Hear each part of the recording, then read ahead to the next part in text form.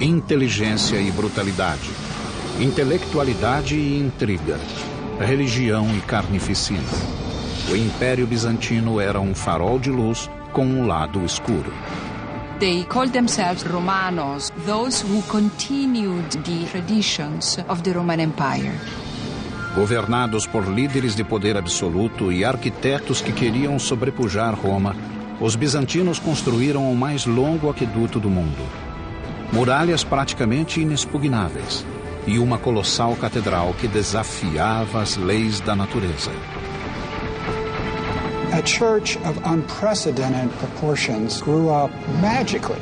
Mas levar adiante o legado de Roma tinha um preço. He blinded 14,000 men, leaving every 100th man with one eye. O Império Bizantino foi a civilização dominante da Idade das Trevas. Mas após um milênio de domínio, os próprios feitos de engenharia prejudicariam o Império. A velha luz se extinguiu com o vento das guerras modernas.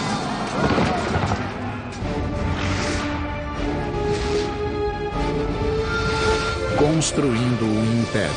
Bizâncio. Hi, I'm Peter Weller. Byzantium was an ancient Greek city-state founded around 600 BC, named after its king Byzantus. They settled here because of this thin strip of water that connected Asia to Europe and the Black Sea to eventually the Mediterranean. This strip of water is called the Strait of Bosphorus, meaning bull track from ancient mythology. Byzantine today means scheming or old or devious. But during its 1100 years, the Byzantine Empire would not only be the savior to the Western world's profound heritage of law and literature, but it would put Christianity on the fast track and along the way give us the artisans and builders and craftsmen who would eventually light up the Renaissance right into the 21st century. And all of this would happen under the auspices of a single emperor named Constantine, who of all of the fakers and charlatans that history has coughed up to steal the moniker the Great, Constantine really deserved it. Novembro de 324 d.C.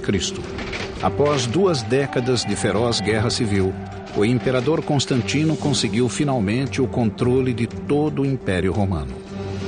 Era um líder de visão, brilhante estrategista e não tolerava limites. He became emperor really through his own wiles. He is ruthless in the way he assumes power. Constantine the Great was one of those rulers that changed the world. He inherited a Roman Empire which had been divided into 2 parts. Constantino reunificou o vasto império e governou bem as 2 metades. He was a very astute politician, and he was faced with the problem of both administering and of managing this enormous realm.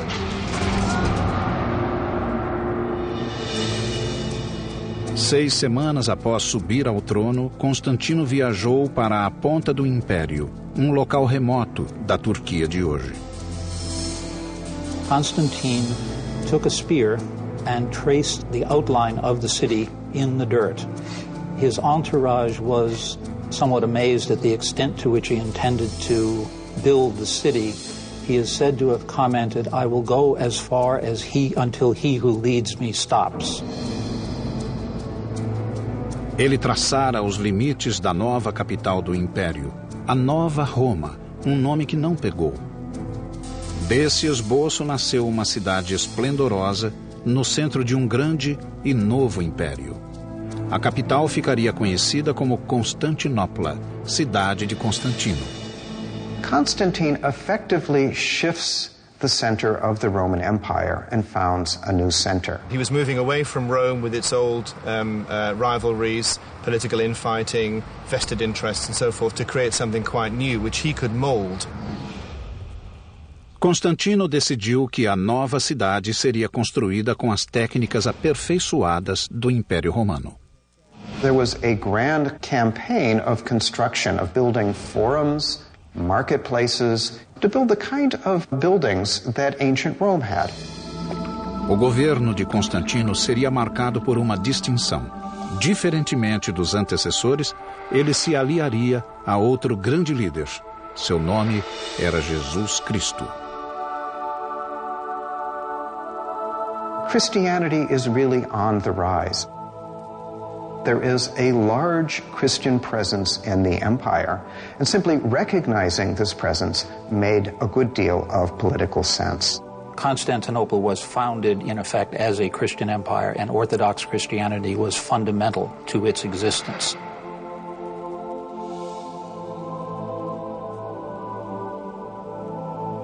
Now we have to remember that even though Constantine was venerated by Christianity, he's still an emperor. In other words, a dictator who's not only killed his son, his stepson, but also his second wife, all on the same trip to Italy. So if the boy wants a city, he's going to get a city and not take no for an answer.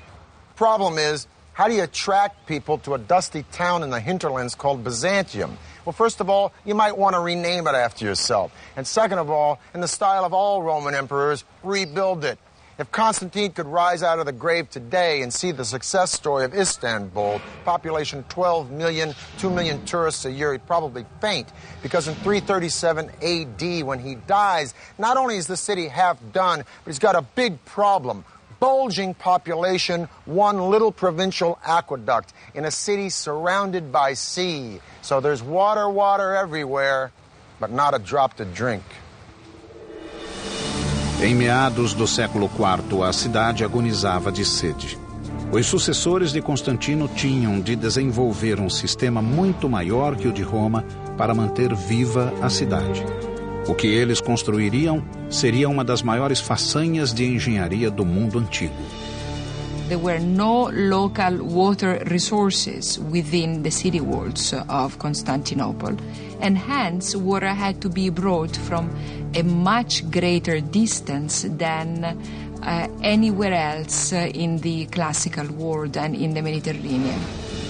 A tarefa coube a ambicioso imperador chamado Valente, que reinou de 364 a 378 depois de Cristo. Foi ele que projetou e executou o mais longo sistema de aquedutos do mundo. Quando completado, o sistema conduziria água por estonteantes 700 quilômetros, igual a todos os aquedutos de Roma somados. A linha principal começaria a 250 quilômetros a oeste, nas terras da Trácia. Os engenheiros teriam de achar um modo de obter um declive constante para manter a água em movimento. There are tunnels underground, there are channels that go along the surface, and there are, where necessary, these great aqueduct bridges. Entre os séculos IV e VI, os bizantinos construíram 60 pontes condutoras. A mais impressionante elevava-se a 30 metros. Hoje é conhecida como Aqueduto Romano de Valente. Primeiramente, os engenheiros construíram gigantescos suportes, ou pilares. Prontos os suportes, grandes arcos neles se apoiaram. Formas de madeira continham as pedras no lugar, até a pedra-chave ser posicionada para fechar o arco. Novas formas passavam para outra camada e o processo se repetia. Tal como os romanos, os pedreiros bizantinos adornavam as pontes com desenhos religiosos, mas com uma diferença. Os bizantinos usaram símbolos cristãos em vez de pagãos. A 130 quilômetros dali, outra ponte ainda maior canalizaria a água para o centro de Constantinopla, que hoje é a maior cidade da Turquia, Istambul. I'm standing on top of the giant aqueduct bridge built for the ancient city of Constantinople under the Emperor Valens. Boy, does that name ring power to you. Valens. Now, the entire aqueduct span is 150 miles, but just this section between two hills in Constantinople is 11 football fields long. And boy, did it take care of the city's water problem. But it not only took care of the water problem, just as we've seen in all of the empires, if you want to make a political statement with a public work, you build it big. Contudo, levar a água até a cidade era apenas metade da batalha. Uma vez lá, ela teria de ser estocada, e terrenos vazios era o que mais faltava. Os engenheiros aceitaram o desafio e construíram um sistema subterrâneo mais sofisticado do que tudo o que havia no mundo antigo. Criaram mais de 150 tanques subterrâneos, e o maior é esta, a cisterna da Basílica. Tem 336 colunas de 8 metros que sustentam um teto de 153 de comprimento por 77 de largura. A cisterna da basílica poderia armazenar água suficiente para encher 27 piscinas olímpicas. Os tanques subterrâneos foram construídos entre as colinas. Uma solução engenhosa, pois não só utilizava terras baixas, como ainda formava superfícies planas. The cisterns enabled the city to be provided continuously by water, even in the summer when it wouldn't rain that much and there would be merely a trickle coming down from the aqueduct. Com esse vasto sistema subterrâneo, a população de Constantinopla aumentou e chegou a muito mais do que a média do mundo antigo. By the end of the 5th century, the population of Constantinople was approaching the 500,000 mark. No other city in Western Europe came even close. It was a city that was legendary, even for people who had never set foot in it. Mas longe dali, das estepes da Mongólia, viria uma onda que afogaria a Europa. Essa onda era comandada por um homem chamado Átila, cujo exército logo chegaria às portas de Constantinopla. Só um milagre da engenharia militar, sob a forma do maior sistema defensivo da antiguidade, salvaria a cidade. 410 depois de Cristo, Roma fora invadida por tribos germânicas, os visigodos. Os romanos fugiram para leste, em busca da paz de Constantinopla, mas era uma questão de tempo. Logo uma horda selvagem desabaria sobre a cidade. Eram os temíveis hunos. Now, as the West will decline, the East and Constantinople will become a boom town. Only burr in the saddle is, the richer Constantinople gets, the more those marauding northern tribes who have been attacking Italy start to look at Constantinople and go,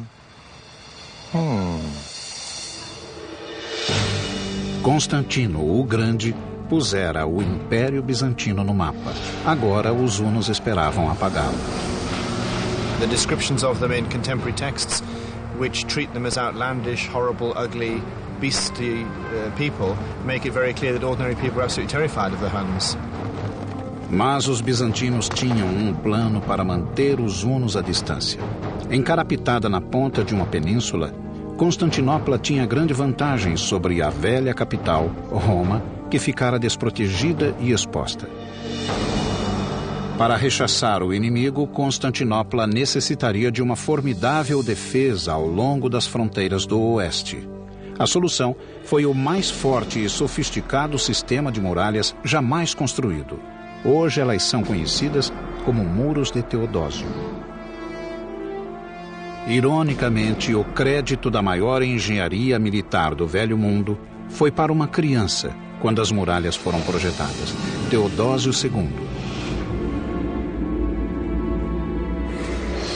A construção das defesas começou quando Teodósio tinha 12 anos. Era o prefeito Antêmio que merecia o crédito da concepção das muralhas. Os romanos construíram muralhas por muitos séculos, mas os bizantinos depararam com um desafio maior. Constantinopla fora erguida sobre uma falha, e os terremotos eram uma constante ameaça. Mas como construir algo que aguentasse terremotos? Resposta: argamassa de calcário. In the West, Romans used concrete, which created a mortar of stone-like hardness that is rigid once it sets. Lime mortar has a little bit of give to it, so that it will allow the buildings to settle without significant breakage. O engenhoso projeto utilizava a argamassa de calcário alternada com faixas de tijolo e pedra. Primeiro, ergueram paredes paralelas, enchidas com pedrisco e argamassa. Para unir as camadas de pedra e pedrisco, faixas de 5 grossas fileiras de tijolos foram assentadas por toda a largura das muralhas. The hidden advantage of that also is that it provides a certain flexibility against minor earth tremors, because the addition of the brick breaks up the solid face of the wall and allows the wall to absorb shock without shattering. Com essa técnica, os bizantinos ergueram uma barreira maciça de mais de 10 metros de altura e nada menos que 5 metros de largura. Tinha 96 torres, que alcançavam mais de 20 metros. Mas aquilo seria suficiente para barrar os hunos? General William Tecumseh Sherman said about the Comanche Indians, the best equestrians of latter years, that they'd been on a horse for so long it looked like they didn't know how to walk. Well, the Huns were the granddaddies of the Comanche. They lived, breathed, and died by the horse. They developed the stirrup, which allowed them to stand up in the saddle and sling arrows and swords with a deadly accuracy. They rode from China to India to Europe, plundering and terrorizing, feasting on raw meat, which they tenderized between their thighs as they rode, dressed in the skins of field mice, which they wore until those skins rotted off. Let me put it this way. Attila and the Huns gave a new meaning to the word fierce. He was very good at what he did. He was very good at raping and pillaging and breaking down the defenses of the Roman Empire. Nos primeiros 7 anos de reinado, Átila conquistou boa parte da Europa. Mas, apesar das tentativas, ainda não conseguira capturar Constantinopla. A Mãe Natureza veio ajudá-lo. Em 447 d.C., uma série de terremotos catastróficos abalou a cidade, e muito mais fortes do que os engenheiros haviam previsto. Era a oportunidade que Átila tanto esperara. 57 torres tinham sido arrasadas, deixando a cidade desprotegida. O exército de Átila aproximou-se mais uma vez, ameaçando Constantinopla. Das ruínas, Teodósio ergueu-se e convocou o povo da cidade não só para ajudar a reconstruir as muralhas, como para torná-las mais formidáveis que antes. Mas com os hunos se aproximando, eles tinham algumas semanas para reerguer as muralhas que haviam levado anos construindo. Os bizantinos, porém, deram duro. E as novas muralhas agora contavam com uma linha tripla de defesa. There must have been an enormous amount of planning, a lot of engineering skill. For its period, it was the most complex and expensive defensive system in the world outside of China. Primeira barreira, fosso gigantesco. Além dele, enorme terraço. E a seguir, uma nova muralha de 3 metros de altura e 2 de espessura. A última e mais impressionante linha de defesa era a enorme muralha interna, totalmente reconstruída e guardada pelas 96 torres. Each tower is its own individual little castle. So to conquer the walls of the city, it would mean penetrating the moat, the outer walls, the inner wall, 3 lines of defense, and then conquering all of these individual castles one by one. It's an extremely clever system. All the angles, all the possibilities for the technology of the time are covered. A obra foi completada em cima da hora. O exército de Átila surgiu no alto da colina e viu a intransponível defesa de Constantinopla.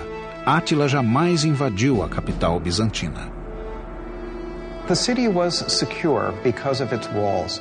There are any number of times in the history of the Byzantine Empire where attackers get as far as the walls of the city, but they can go no further. Por milênio, o Império Bizantino seria salvo pelas muralhas dos hunos e árabes, dos russos e turcos.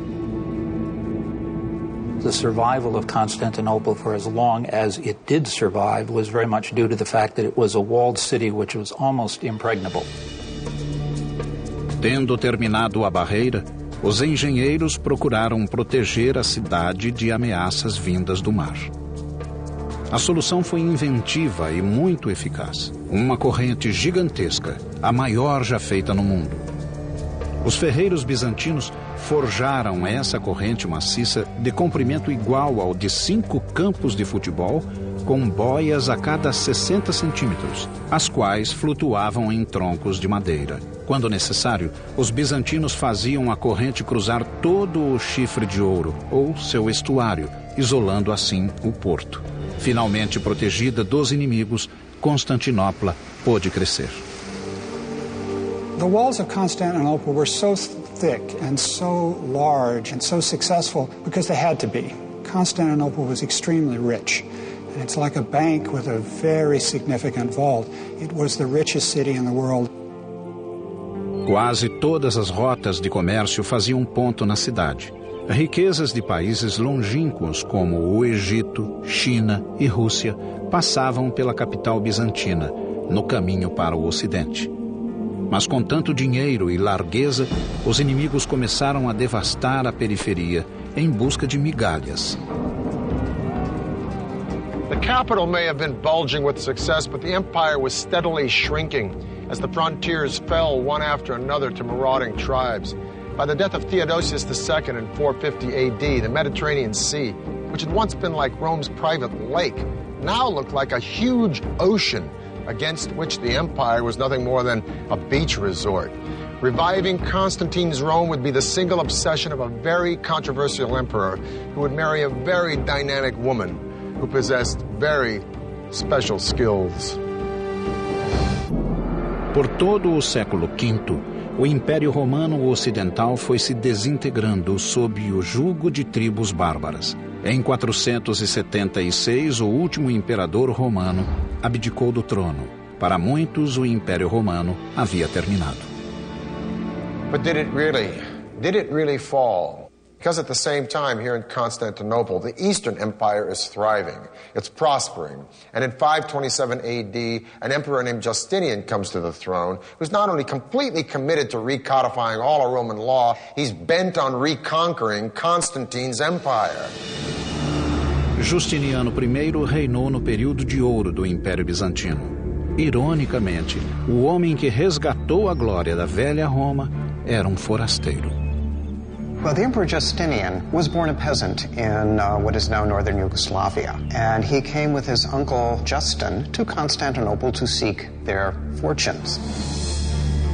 Seu reinado de 40 anos foi marcado pelo brilhantismo intelectual, por um trabalho ético sem paralelo e pela crueldade sem freio. 2 anos antes de assumir o poder, Justiniano casou-se com uma linda e autoritária mulher chamada Teodora. Só havia um problema. Teodora tinha sido dançarina de cabaré. Para limpar esse pouco recomendável passado, Justiniano promoveu-a. No dia de sua coroação, nomeou Teodora co-imperatriz. A ascensão da jovem dançarina chocou a aristocracia bizantina. She was supposedly a prostitute hanging out around the hippodrome, involved in things like bear dancing. Not exactly sure what happens in bear dancing, but definitely it was not such a great thing. And she had a very active sex life. Juntos, Justiniano e Teodora governaram o império como iguais. She must have been highly intelligent, and she must have been very wily, very successful at court politics. Justiniano logo percebeu que seu legado seria restaurar a glória passada da velha Roma. E começou resgatando territórios que haviam sido perdidos ao longo dos séculos. Quando voltou a Constantinopla, Justiniano entregou-se à febre de construções. Bad news is, to pay for this building, he went on a ballistic campaign of taxation, which was just as popular then as it probably would have been now. Along with the taxes, he tries to control or stamp out any form of pagan celebration, the study of the ancient philosophers at Athens, gambling, prostitution, adultery, homosexuality, any Christian that doesn't see it his way, and the Jews. He didn't have a lot of fans. But so what? He's an emperor. He's not listening to approval ratings. But you know what? He should have. O punho de Justiniano pesava. E o ressentimento do povo mudou para a raiva, diferentemente de outras civilizações em que as massas não tinham onde reclamar, os bizantinos contavam com o hipódromo. O hipódromo era o centro da vida pública. Concebido como estádio de corridas, podia acomodar 100.000 pessoas. Sua construção fora feita ao longo dos séculos. Era uma obra gigantesca, com todas as técnicas conhecidas de construção. Com o formato de um grande U, nos moldes do famoso Circo Máximo romano, o hipódromo de Constantinopla tinha quase 600 metros de comprimento e era mais largo que um campo de futebol. Contudo, a área escolhida pelo arquiteto era em aclive. And there they built vaulted substructures. As is common in ancient Rome, vaulted substructures to create a level platform. Construtores e pedreiros foram chamados do Mediterrâneo. A primeira tarefa foi construir a subestrutura de arcos de 4 andares. Os arcos serviam de galeria para lojas e cafés.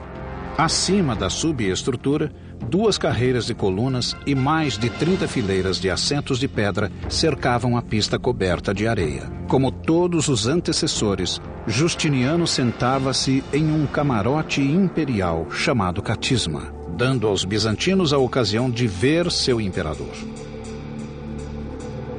It was a combination of sports stadium, public spectacle stadium, imperial propaganda, pulpit, all those things. It could seat huge numbers of people. As apostas eram feitas pelos torcedores dos times, azuis, verdes, vermelhos e brancos. They were like political factions in our world, and so disputes over soccer results as today or disputes over chariot races could take on a significant political dimension in Byzantium.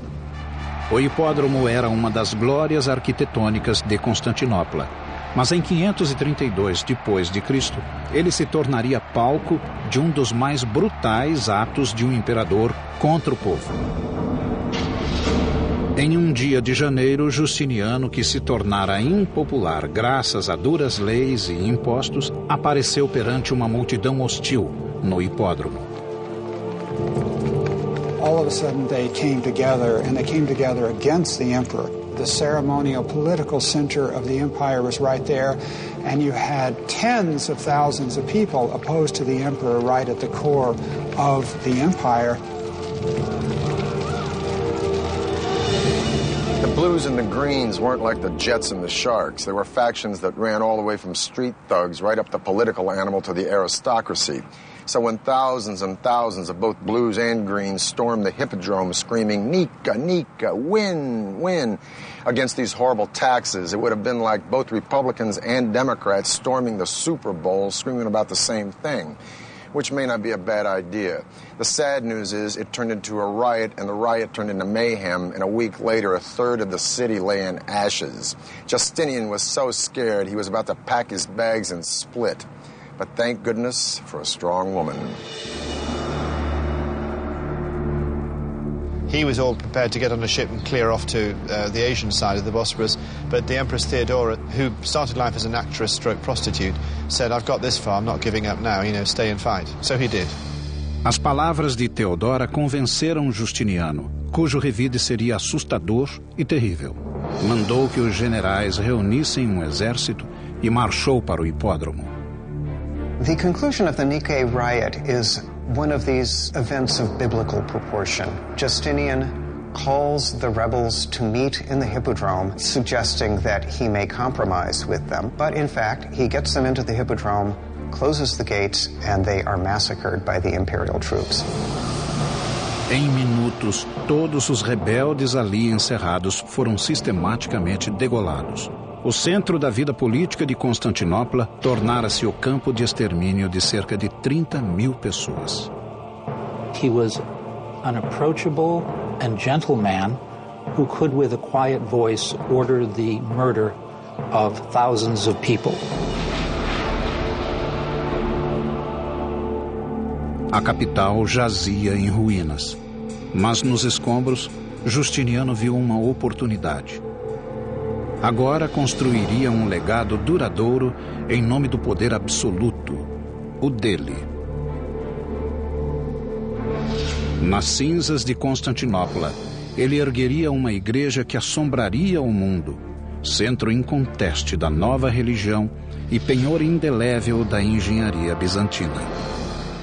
532 depois de Cristo, o imperador Justiniano sobrevivera à revolta nica, mas o coração do Império Bizantino jazia em ruínas.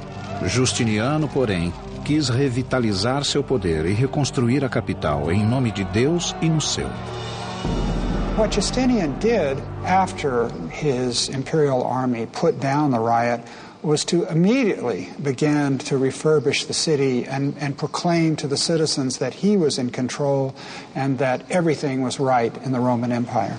Now, we remember Justinian not because he was ruthless, but we remember the period of Justinian because he has left us such an incredible architectural legacy.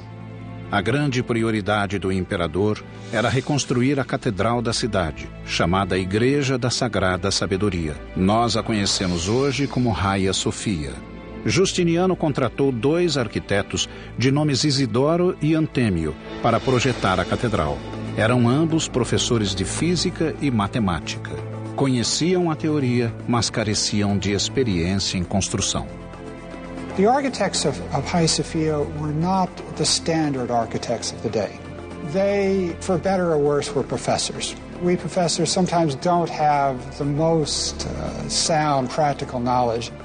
Mas Justiniano deu-lhes carta branca com apenas 2 exigências: construir o mais rapidamente possível e criar algo absolutamente único na Terra.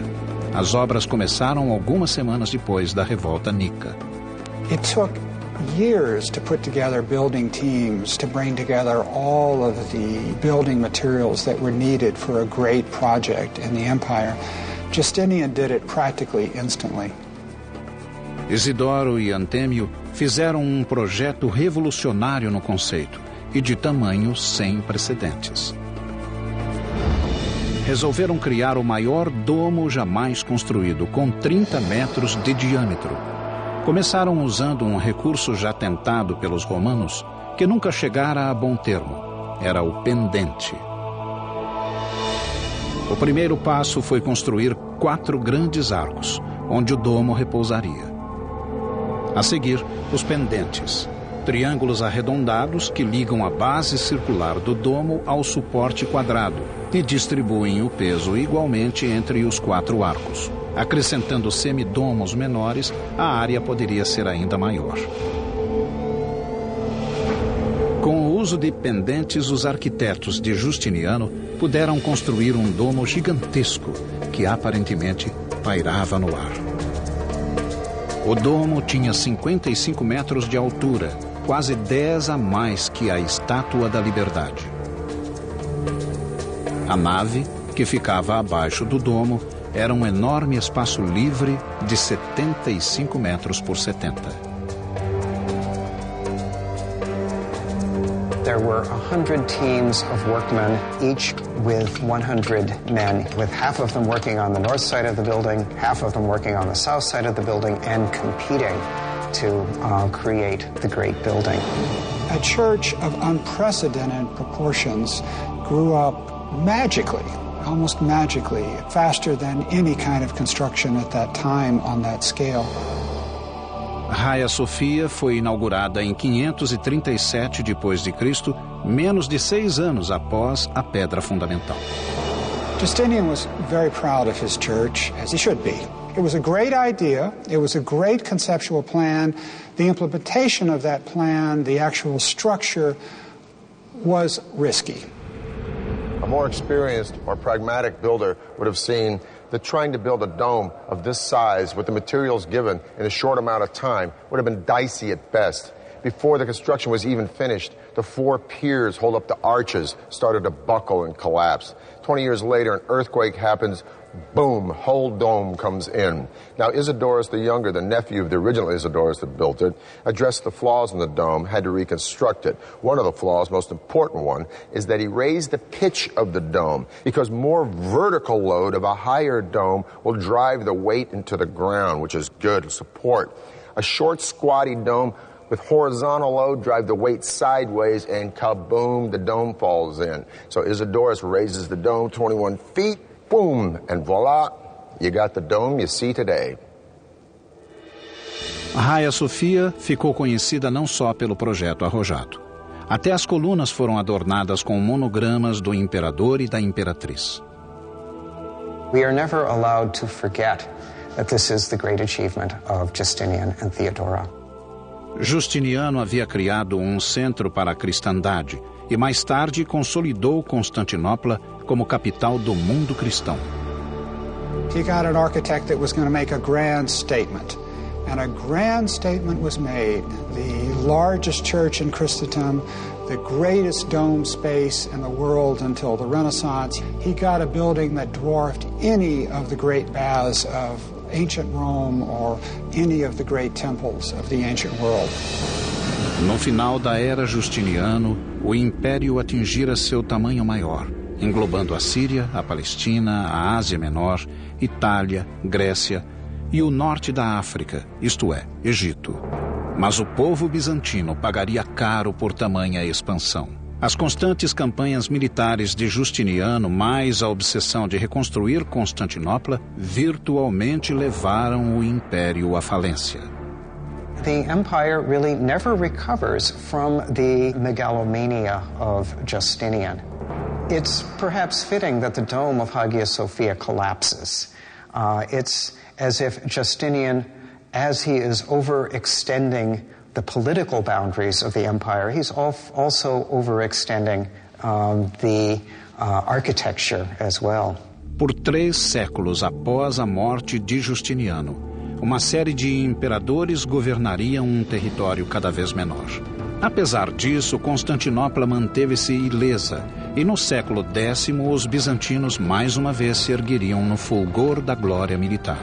Combateriam com armas novas, sob a chefia do guerreiro mais estrategicamente militar entre todos os que usaram a coroa. The year is 1000 AD, the end of the first millennium of the Common Era.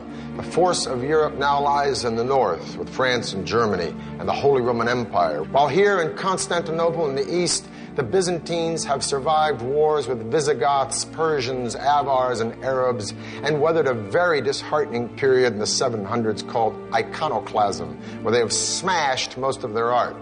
But the Byzantines are on the rebound now, and by 1014 they are poised to reconquer the entire Balkan Peninsula from the Danube River all the way to Greece. Quem comandou os bizantinos em sua volta foi Basílio II. Homem do povo, Basílio foi o mais brilhante militar do lendário império. He was an emperor that did not sit back and enjoy the luxuries of the palace. He went out campaigning every season, leading the Byzantine armies against the foes. He was seen to be a soldier's emperor. But there's no doubt he ranks as a highly competent, very able, very intelligent, very versatile military leader, as well as a good ruler. O maior inimigo de Basílio era o rei Samuel, que reinava na Bulgária, um país eslavo que buscava o controle da Península Balcânica. Em 986, ainda jovem, Basílio sofrera a devastadora derrota de Samuel. The first time he marched north, he was only 18, I think. He might have been a bit younger. And he walked into an ambush, basically. Humilhado, Basílio jurou vingar-se da nação búlgara. Essa vingança levaria 1/4 de século para se realizar. Enquanto isso, sua derrota animara os rivais bizantinos.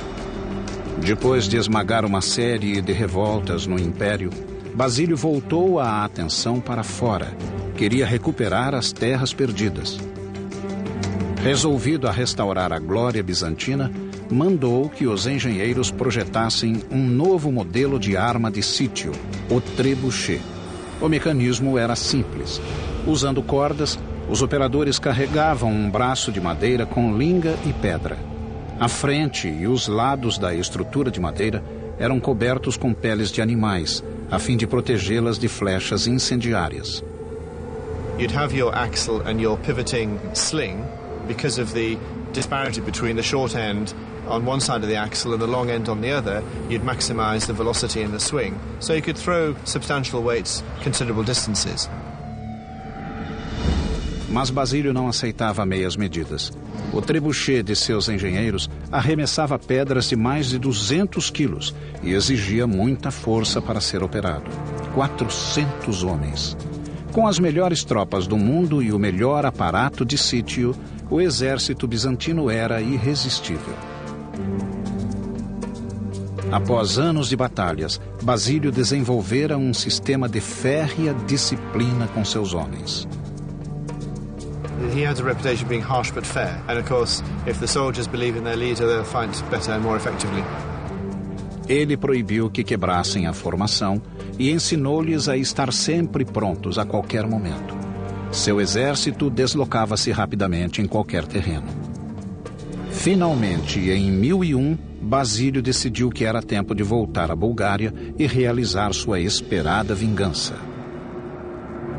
He then turns his attention back to Bulgaria and spends the next 15 years basically solidly campaigning year on year on year, gradually destroying the Bulgars' infrastructure, ravaging the countryside, destroying the economy. O rei Samuel logo conheceria o vendaval que viria de Basílio. Samuel had been the only man to beat Basil in battle, and for that distinction he would pay dearly. On July 29th in the year 1014, Basil launched a surprise attack, conquering the Bulgarian army, capturing 14,000 men. His revenge would be brutal. He blinded all of them, leaving every 100th man with one eye to lead the rest back to Bulgaria. When Samuel saw his ragged and mutilated army, he collapsed. And 2 days later, he died. It's one thing to execute all of these people. It's another thing to send them back to the country where their countrymen in some ways have to take care of all these people. So they become a kind of permanent liability to the society. Essa cruel vitória valeu ao imperador o controle dos Balcãs e o cognome Matador de Búlgaros.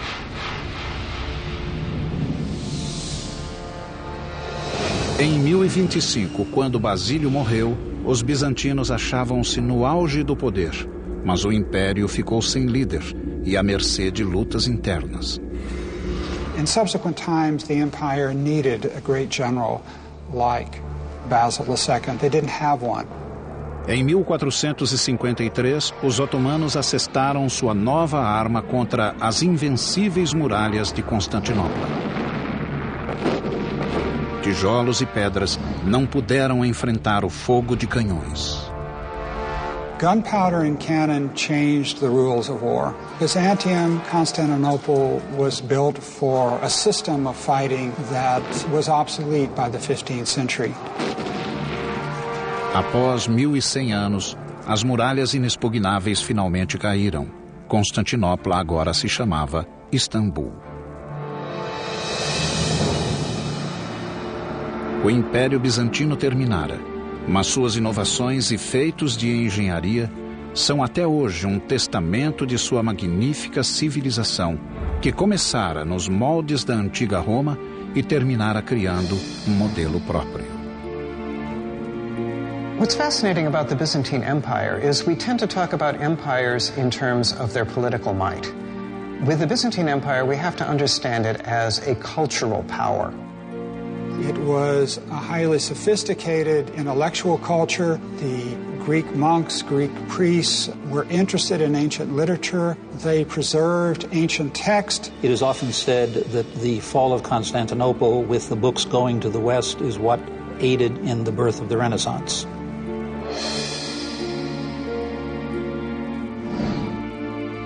Constantinople had built magnificently.